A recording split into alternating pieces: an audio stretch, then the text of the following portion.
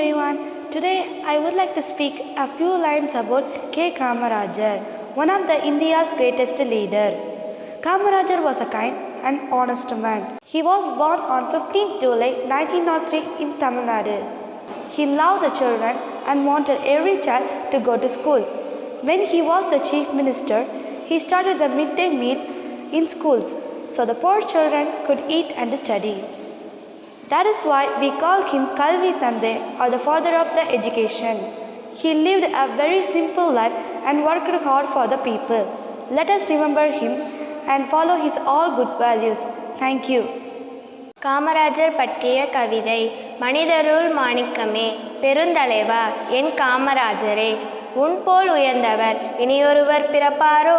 சட்டங்கள் கற்றதில்லை, பட்டங்கள் பெற்றதில்லை, திட்டங்கள் பல கோடி தந்திட்ட அறிவு பெற்ற கவி. உழைப்பால் உயர்ந்த வள்ளல் இவரே, ஊருக்கு உழைத்த உத்தமர் இவரே, நாட்டிற்காக வாழ்ந்த நல்லவர் இவரே, தன்னை மறந்து பிறரை நினைத்து தன் வீட்டையும் மறந்து நாட்டிற்காக வாழ்ந்தவர் இவரே. நன்றி.